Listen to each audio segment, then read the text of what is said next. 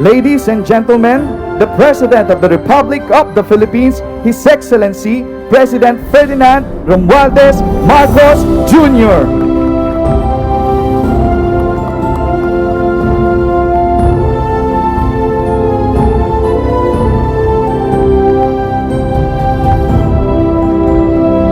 Please be seated, everyone.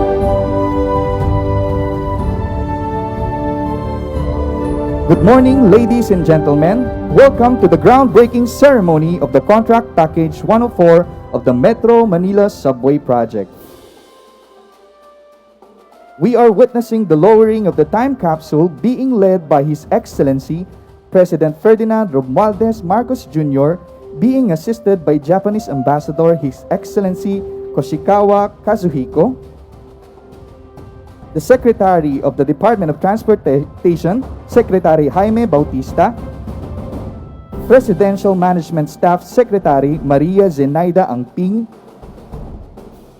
Senator Grace Paul Liamanzares, Senator Joseph Victor Ejercito, Senator Mark Villar, Mayor Victor Maria Regis Soto, JICA Chief Representative Takame Sakamoto, Mr. Edgar Saavedra, Mr. Mesuhiro Terada, and Mr. Shiro Takiki.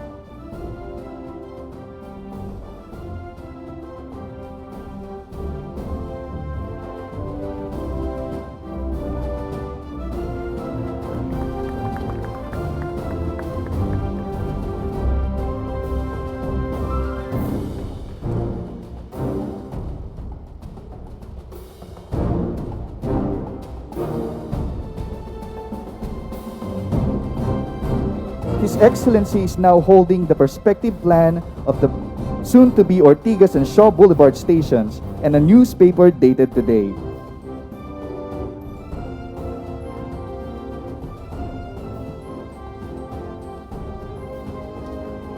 And now we are witnessing the lowering of the time capsule.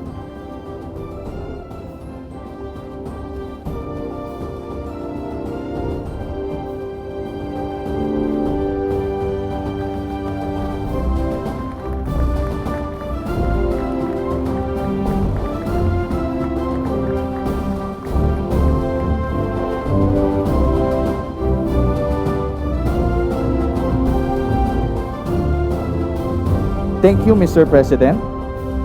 Now, kindly remove hard hat, return the shovel,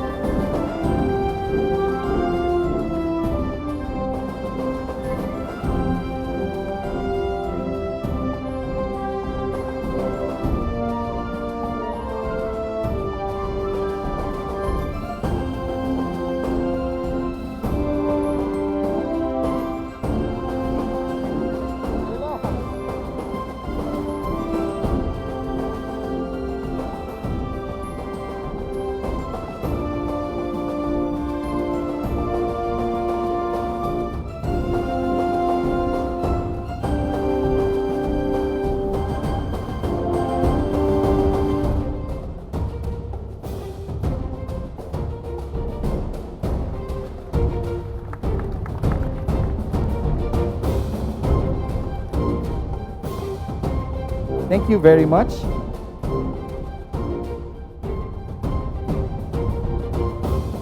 Now, kindly remove the hat, return the shovel, and wear the happy for the sake barrel ceremony.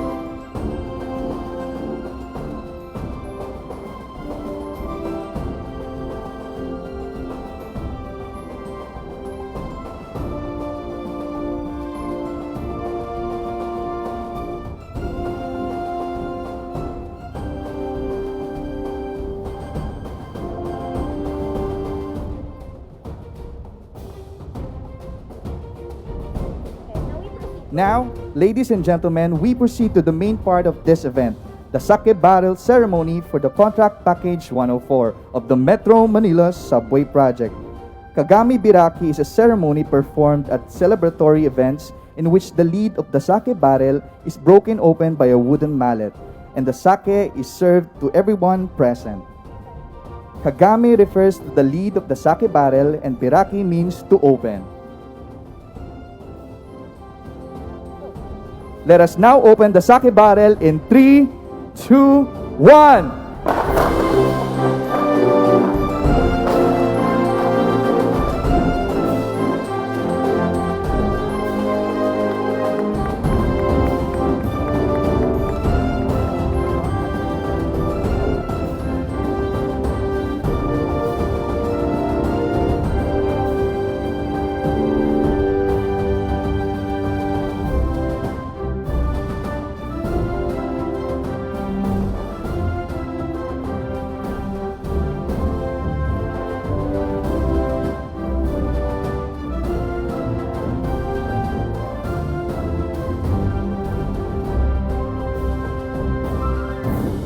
May we invite everyone for a quick toast. In 3, 2, 1, Kampai!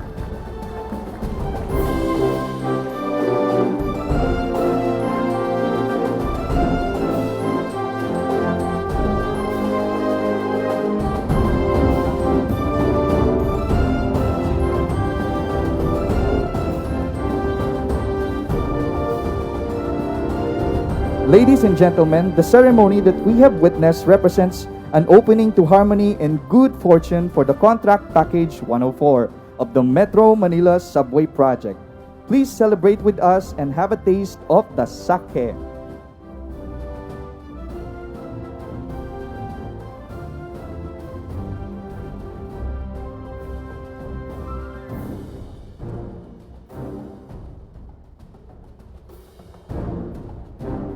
And there you have it, everyone. Thank you, Mr. President.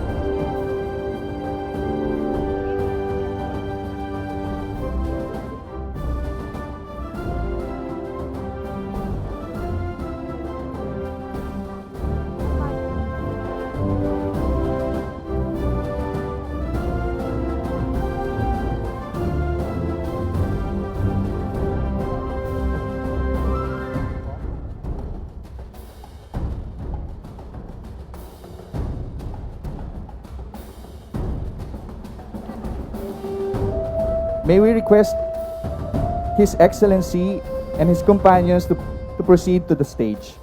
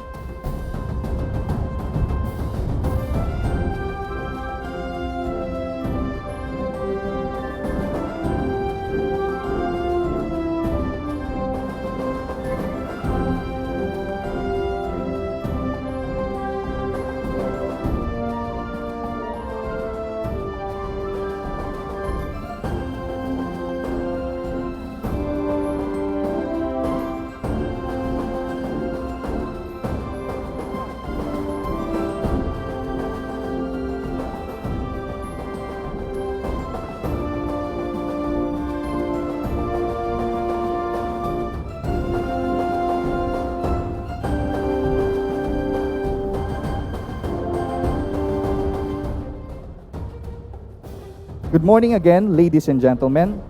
Welcome to the groundbreaking ceremony of the Contract Package 104 of the Metro Manila Subway Project. Operating here soon will be the Ortigas and Shaw stations, which will be constructed by the Tokyo Tobishima Megawide joint venture in 5 to 6 years' time. Now Filipinos will experience the convenience of travel in Metro Manila through the subway. To formally begin our program, may we call on the City Mayor of Pasig, Honorable Victor Maria Regis Soto, to deliver his welcoming remark.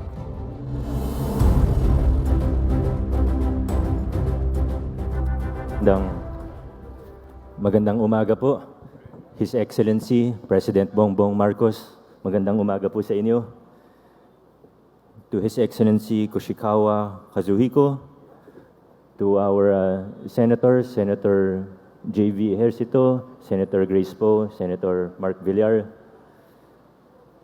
to Executive Secretary Lucas Bersamin, DOTR Secretary Jaime Bautista, SAP Anton Lagdameo, JICA Chief Representative Mr. Takema Sakamoto, to all of our friends and guests from the national government, the local governments, private sector, partners from the non-government sector, magandang umaga po and welcome to the City of Pasig.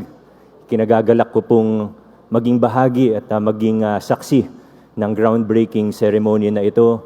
Kami po, I believe I speak for the City of Pasig and the citizens of Pasig when I say that we have been really looking forward to this. Sabik na po kami na magkaroon ng subway at we are so happy.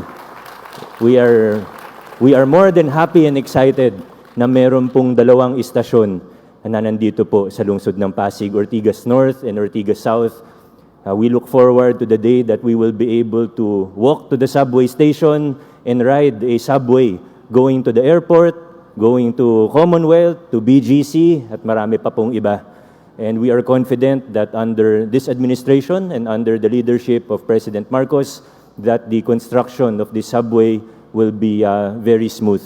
Asahan po ninyo na ang lokal na pamahalaan ng Pasig ay nandito para suportahan ng programa and we will do everything that we can. Yung iba medyo kinakabahan po sa traffic dahil sa pagsara ng Meralco Avenue, pero ito naman po ay panandali ang sakripisyo para sa mas maliwanag na kinabukasan, konting sakripisyo po ngayon para sa ginhawa. Para sa kaginhawaan pagdating ng bukas. Maraming salamat, congratulations sa ating lahat. Thank you so much, Mayor Soto. Now, may we call on the Ambassador of Japan to the Philippines to give us his message, His Excellency Kazuhiko Koshikawa.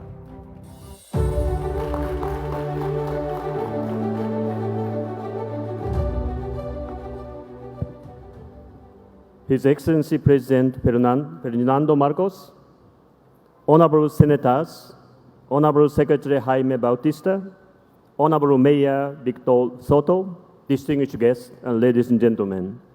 Good morning. Magandang umaga po. I'm pleased to join President Ferdinando Marcos, Secretary Bautista, and Honorable Senators and Mayor Soto in this groundbreaking ceremony for contract package 104 of the Metro Manila Subway Project. Today's groundbreaking is such a good indicator that our infrastructure cooperation is gaining much momentum under the President Marcos administration's Build Better More policies. I'd like to express my sincere gratitude to the President Marcos and Secretary Bautista for dedicated effort and strong leadership. The Metro Manila Subway, as a project of the century, as my colleague Sakamoto said, is very much in line with Japan's aim to support the Philippines' upper middle income goal and post-pandemic recovery. This firm commitment was reiterated by no less than the Prime Minister, our Prime Minister Kishida, in his recent meeting with His Excellency President Marcos in New York. Indeed, the Philippine dream of first ever subway is no longer an elusive one. After 50 years of no progress, it will enhance connectivity in Metro Manila by reducing travel time between Quezon City and Naya Terminal 3 and create around 60,000 jobs. With the Philippines economy now on track to full recovery, I'm hopeful this project would help advance the country's path to pre-pandemic growth levels and even greater. As we press on toward these common goals, bilateral cooperation is fast and sure model is here to stay. With the full support of the state-of-the-art Japanese technologies and skilled experts, the Philippines can be certain that Japan will continue to cooperate until this Filipino dream turns from a blueprint into reality. Last but not least, I wish for the safety of the Japanese Filipino contractors and all the related persons. Maraming salamat po, mabuhay kayong lahat.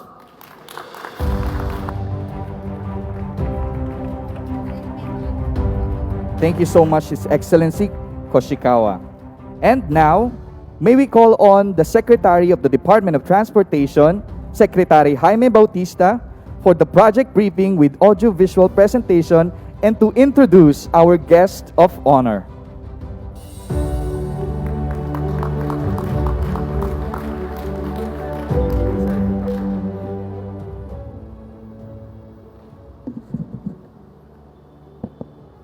Your Excellency, President Ferdinand Romualdez Marcos Jr., distinguished guests, ladies and gentlemen, good morning. Mr. President, I am pleased to present to you government's most ambitious railway project, the Metro Manila Subway Project.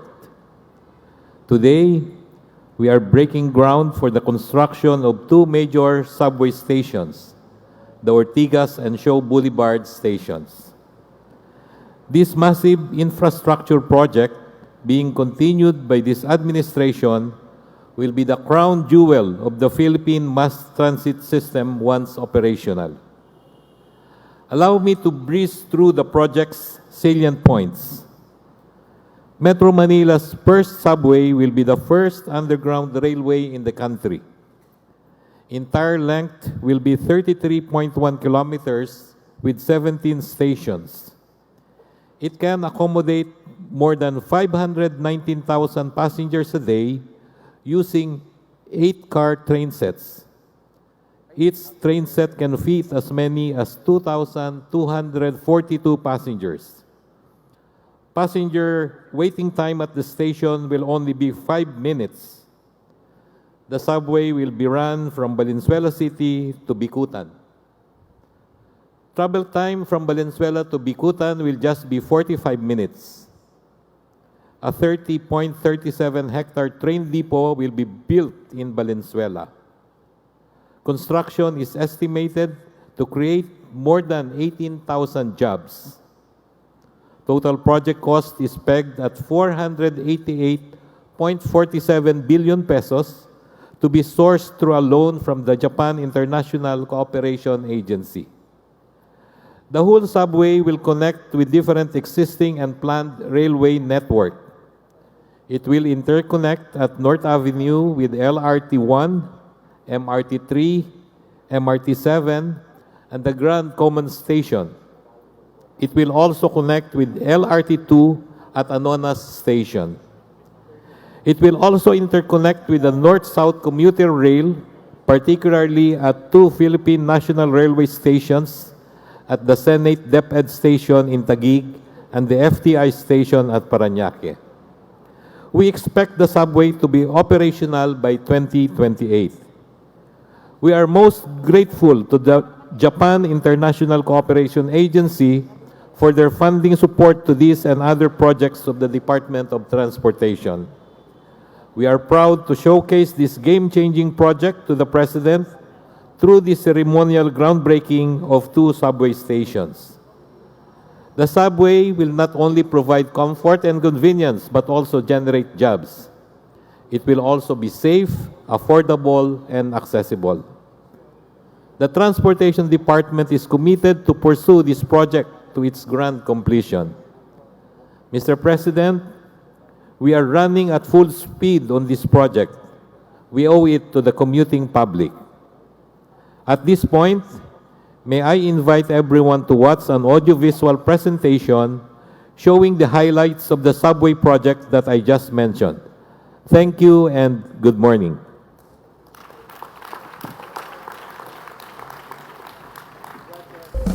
The Metro Manila Subway Project, the Philippines' first underground railway, is the realization of a 50-year dream that started with the 1973 urban transport study in the Manila metropolitan area, with its construction finally commenced in 2019.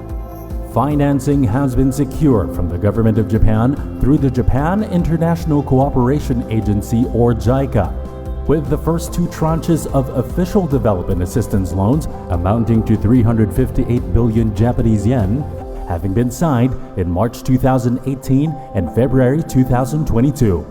Spanning 33 kilometers and 17 stations, the Metro Manila Subway Project will cut down travel time between Quezon City and NAIA from 1 hour 10 minutes to 35 minutes.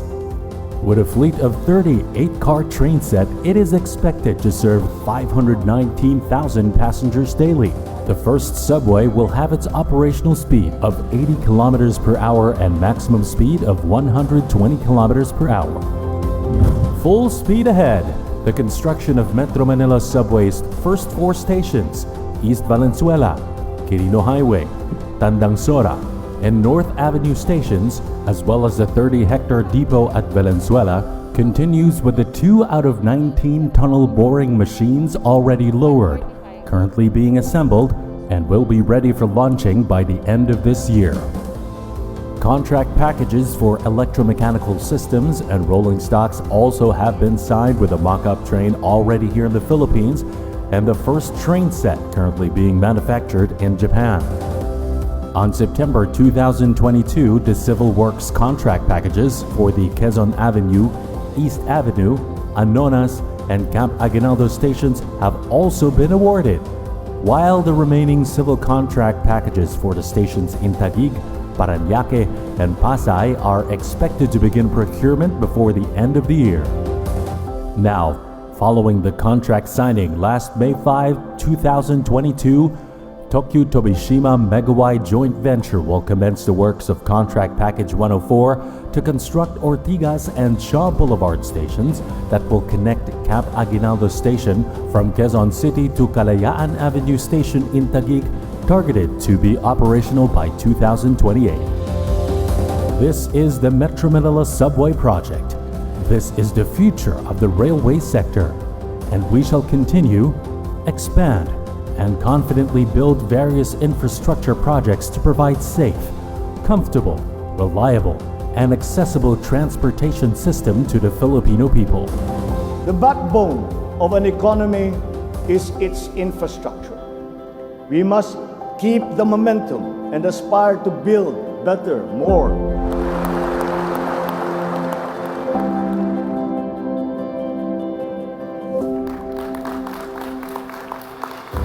We just witnessed the audio-visual presentation for the Metro Manila Subway Project Contract Package 104. And now, may we call on again Secretary Jaime Bautista to introduce our guest of honor. Ladies and gentlemen, the President of the Republic of the Philippines, His Excellency Ferdinand Romualdez Marcos Jr.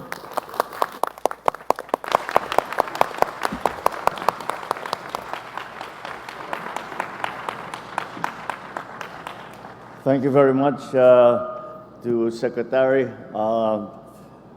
Jimmy Bautista for his kind introduction. Please take your seats, please.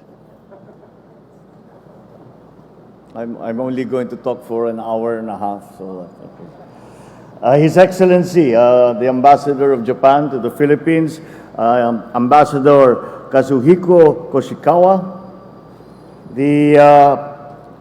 our members from the upper house of our legislature. Let me greet them all. Senator Grace Poe, who has joined us this morning. Senator J.V. Ejercito, Senator Mark Villar, and of course our host for today's ceremonies, Mayor Vic Soto Regis and Soto, the JICA representative, the enormous part that JICA has played in all these, not only this project, but in the many projects in the past that have been developmental for the economy of the Philippines. And so we must acknowledge their long-standing assistance.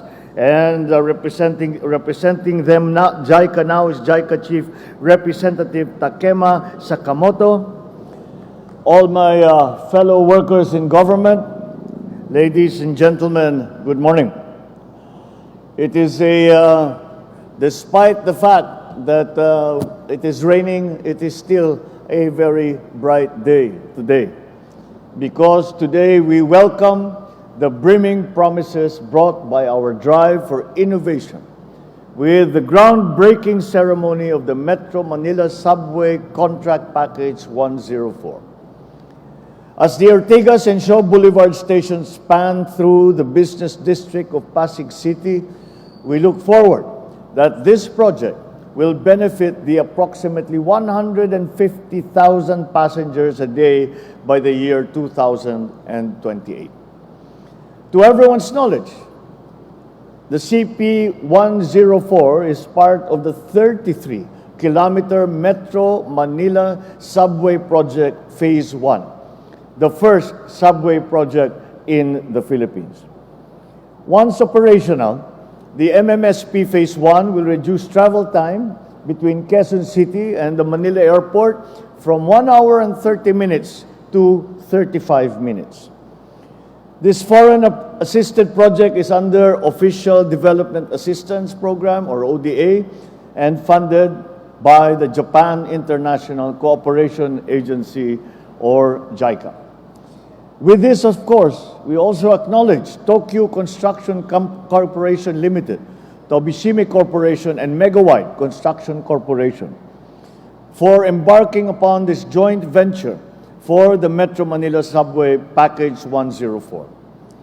Banking on their expertise and their experience on the various railroad, tunnel, and terminal projects that they have completed around the world, we trust that our commuters will soon enjoy the unique brand of service and advanced transport systems that this project will bring.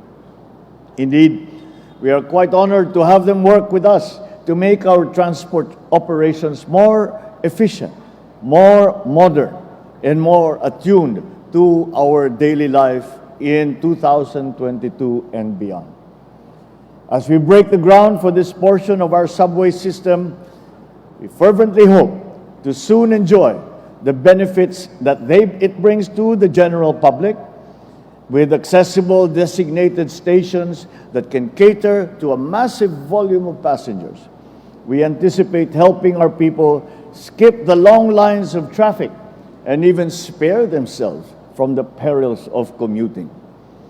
With the improved linkages of key areas and business districts in the metro, as well as the availability of stalls and other stores in the stations and nearby markets, we can see more business opportunities for entrepreneurs and investors and additional economic activity.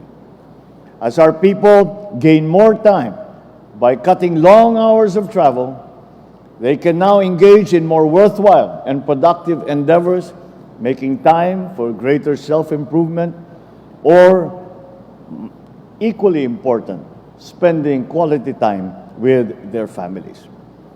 I thus look forward to the brighter days that this initiative will give us in the future. Although it is a given that the construction of these structures will take time and cause disruption, let us be optimistic and just count these small inconveniences as a small price to pay for the fruitful results that this project will yield. Let the breaking ground of this subway system signal our intention to the world to pursue even grander dreams and more ambitious endeavors that will bring comfort and progress to our people all over the country. Be assured that this administration will take the lead in identifying, pursuing, and implementing projects as part of the Build Better, More Infrastructure agenda that we have laid out. with this serving as our guide moving forward, that our shared aspirations for a better, brighter, and more prosperous Philippines enkindle in all of us Filipinos a renewed zeal and purpose to work for the advancement of our countrymen. Maraming salamat sa inyong lahat. Mabuhay po ang Pilipinas. Magandang umaga po sa inyong lahat. Thank you, Mr. President. At this juncture, may we request the President to remain on stage to grant us a photo opportunity. Starting with our batch 1, consisting of the senators, congressmen, other LGU officials, and the representatives from Embassy of Japan.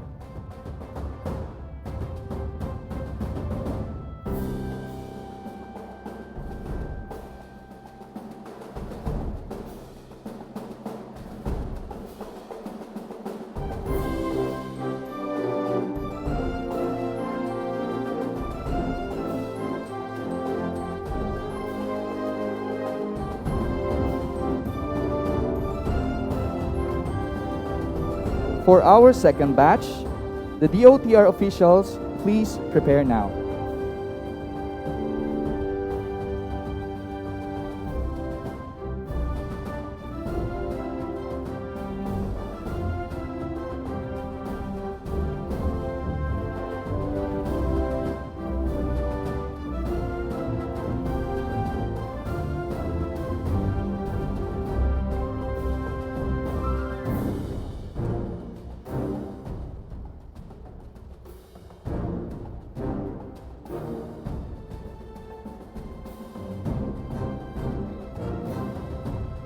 Thank you, first batch. We may proceed to the right side of the stage. All right, and now for our second batch, DOTR officials may enter now.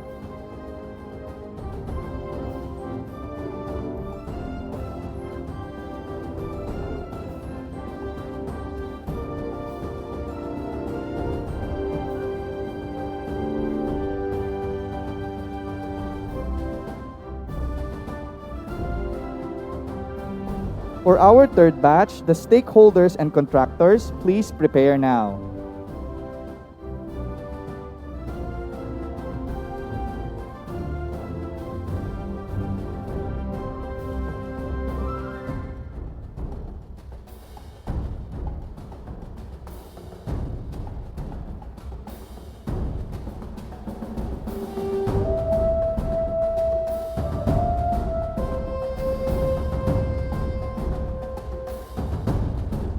Thank you for our batch 2. We may proceed to the right side of the stage now. And now, for our batch 3, the stakeholders and contractors, we may proceed on stage. For our fourth batch, the DOTR personnel, please prepare now.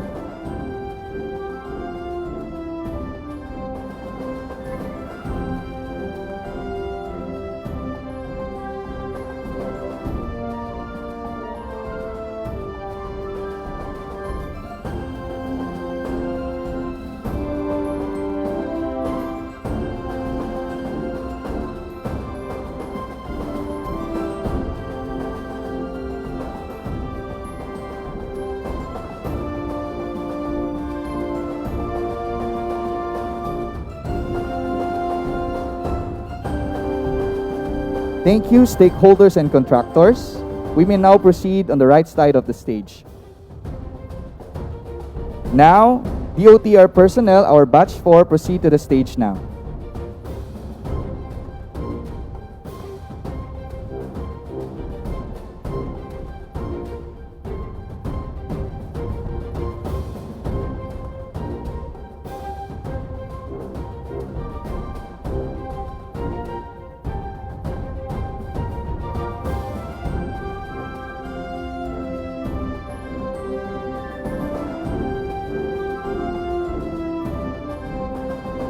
And now for our fifth batch and final batch, the second half of the DOTR personnel, please prepare now.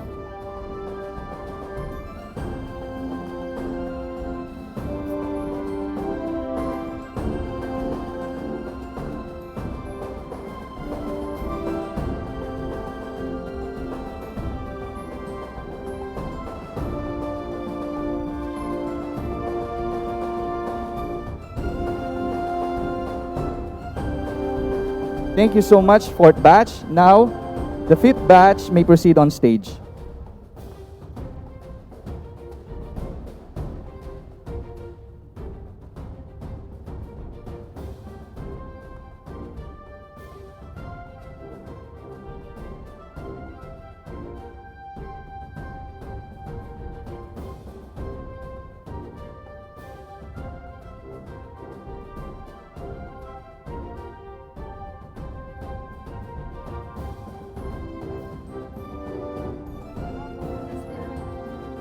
And for our sixth and final batch, OCG, NSTREN, and GCR, please prepare now.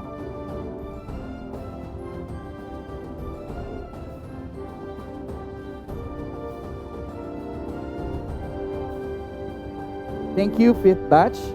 We may proceed on the right side of the stage. And now, for our sixth and final batch, we may now proceed on stage.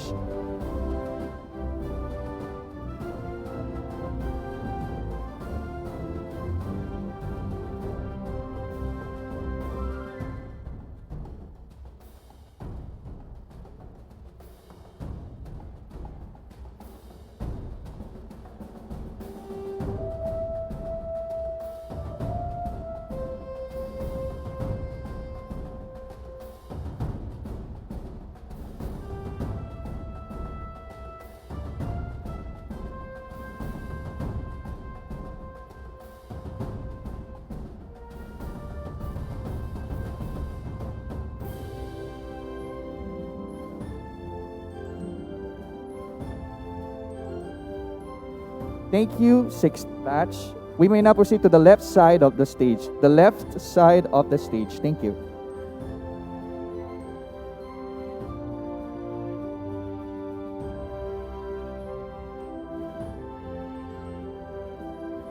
Again, thank you, Mr. President, for gracing the event this morning.